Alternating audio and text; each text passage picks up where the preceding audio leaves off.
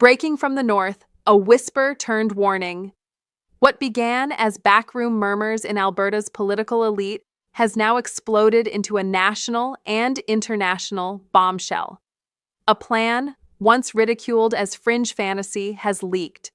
Documents, conversations, movement, Alberta could be planning its exit from Canada, and not just to stand alone, but to join the United States of America as the 51st state. But is it real? Who's behind it? And most importantly, what's at stake for millions? For years, Western alienation was just a buzzword, fueled by pipeline politics, economic frustrations, and federal-provincial tensions. Alberta's discontent simmered under the surface. Ottawa thought it was manageable. The rest of Canada ignored it. Washington barely noticed.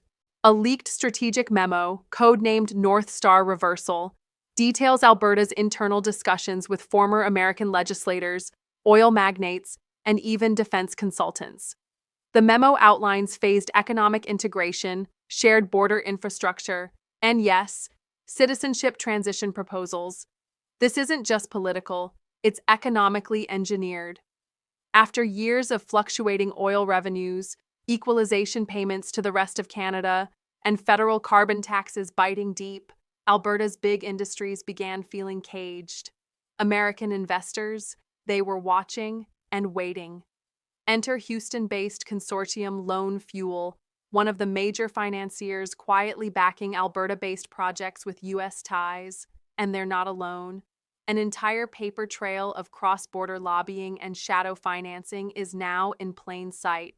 Who benefits if Alberta joins the U.S.? Oil giants in Texas and Calgary, conservative PACs in Washington, and even U.S. military strategists seeking Arctic proximity? Polls have quietly shifted. 2015, barely 15% of Albertans favored leaving Canada.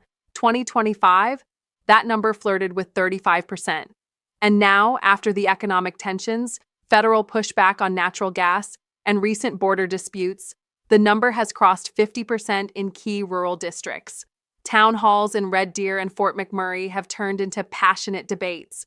University students in Calgary are organizing referendums. And on encrypted message boards, the phrase 51 North is gaining momentum. This isn't just talk, it's movement. So where's the federal government? The Prime Minister's office has issued no formal denial. Intelligence insiders say they're scrambling to assess the legal frameworks. Can Alberta even do this? Would the U.S. dare accept the Clarity Act, the Constitution, all being tested in ways never imagined? What was once viewed as a hypothetical, a fringe notion debated only by academics or restless populists, has now thundered its way into the very core of Canadian political discourse. And not quietly. No, this shift has come with the force of history knocking, no battering, at the door. In confidential circles within Parliament Hill, the mood is shifting. Calm faces for the press, certainly. Rehearsed optimism, of course. But behind those closed mahogany doors, there's an unmistakable tremble of unease. Because for the first time in decades, Ottawa is not merely facing dissent. It is staring down the very real possibility of disintegration. Why? Because Alberta's movement isn't isolated anymore. Insiders now confirm that Saskatchewan's Legislative Assembly has commissioned cross-border economic impact assessments. On paper, it's a routine trade analysis.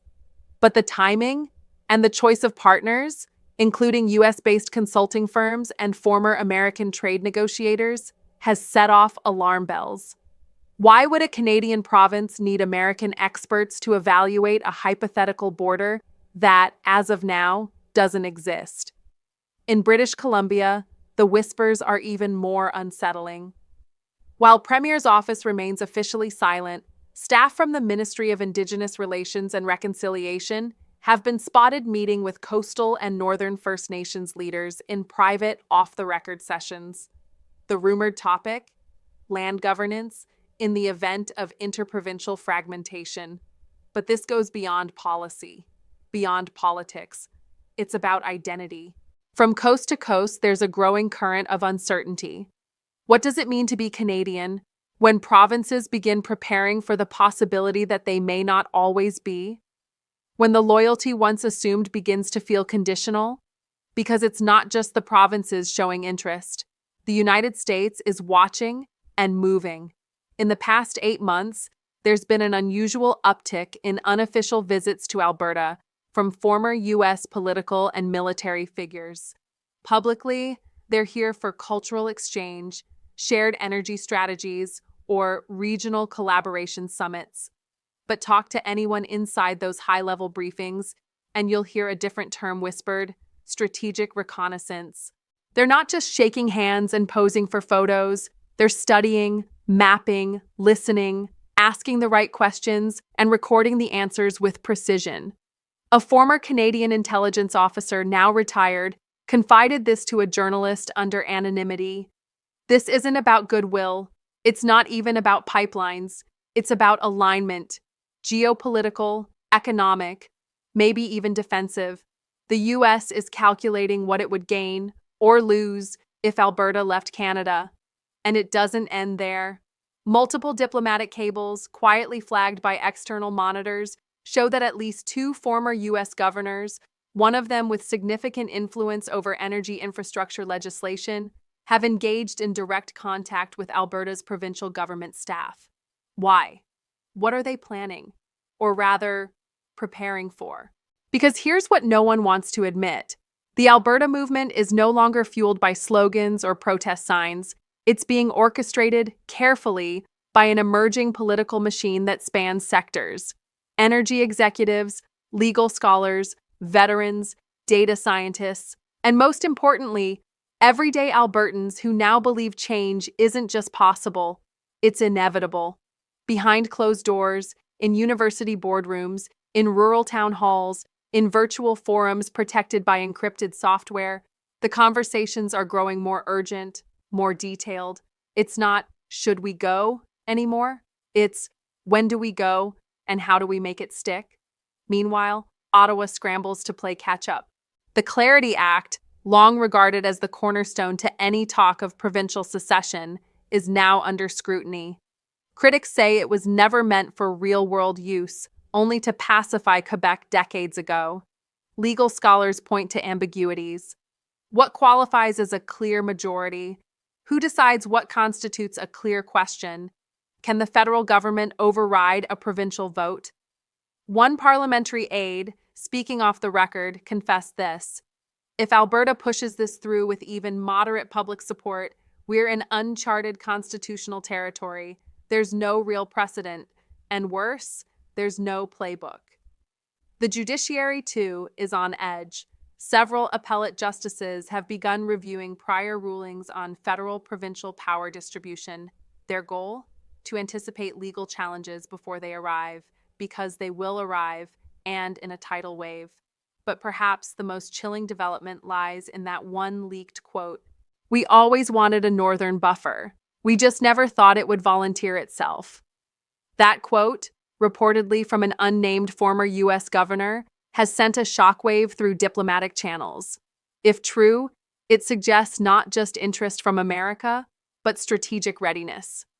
For decades, U.S. defense and trade policy has quietly considered Canada a stable northern partner, a shield against geopolitical threats. But if Alberta chooses to break away, would it become a client state, an energy satellite, a full-fledged 51st state? For now, Washington has issued no formal statement, no recognition, no rejection. But in diplomacy, silence is rarely neutral. It is often tactical, and in this case, it's deafening. Meanwhile, Alberta itself moves at full speed. Polling shows a steady climb in favor of greater provincial autonomy, with nearly half the respondents open to full separation if federal policies remain unchanged. Provincial leaders, though careful with language, have begun laying groundwork. Tax reform initiatives, energy independence frameworks, even exploratory discussions around international trade partnerships, independent of Ottawa. Some advisors to the Premier have reportedly met with EU trade envoys in Zurich. The stated purpose? Knowledge exchange. But insiders say discussions veered quickly into how Alberta could maintain existing trade flows in the event of federal rupture. And then there's the military question. Under current law, provinces do not maintain standing forces, but Alberta's Veterans and Reservists Coalition has seen its membership triple in the past 6 months. Quiet discussions of a regional emergency security task force have circulated among provincial bureaucrats and former Canadian Forces commanders. Publicly, it's for natural disaster response. Privately, many believe it's the first sketch of an independent defense capability. The pieces are moving, and fast. And now, all eyes turn to the next provincial election. Already, analysts are calling it Canada's most consequential election in modern history. Not because of the usual policy debates, healthcare, education, infrastructure, but because it may determine whether Alberta chooses to stay in Confederation or stage a legal, political, and cultural break unlike anything this country has ever witnessed. This election is not about a party, it's about a pivot point. What happens if the secessionist-aligned coalition wins a supermajority? What happens if the vote is interpreted by citizens, if not the courts, as a proxy referendum? What happens when voters don't see a ballot, but a door? Because if Alberta opens that door, others may follow. In Saskatchewan, pro-independence forums are seeing unprecedented traffic. In Manitoba, local think tanks have quietly begun modeling economic alignment scenarios with U.S. border states. And in northern British Columbia, Indigenous governance coalitions have proposed a new constitutional framework altogether, one that excludes Ottawa. We are entering a phase where Canada's very map may be rewritten, not by force, but by fractal politics and silent alliances. And the biggest wildcard of all, the United States. If Alberta were to declare a vote of intent, and if Ottawa refused to recognize it, would Washington? And if Alberta requested trade facilitation, resource partnership, or even defense assistance, would the U.S. respond? And if it did, how would the rest of Canada react? Would this spark a constitutional crisis, a diplomatic rupture, or a continental realignment decades in the making? These are no longer the questions of conspiracy forums. These are the subjects of emergency war games, back-channel diplomacy, and hushed briefings between leaders sworn to secrecy. Canada stands at a precipice, and so does Alberta. Some say it's political theater, others say it's the beginning of a revolution. Only one thing is clear: history is no longer something Canadians read about. It's something they're now living, because buried in one party's platform is a referendum proposal. A single vote, a single question. Should Alberta begin negotiations to form a new national relationship outside the Canadian Confederation? Not U.S. mention, but everyone knows what it means. One vote, one decision, one new flag. The world is watching, and the countdown has already begun. Stay alert, stay questioning, because history might just be redrawn in your lifetime, one border at a time.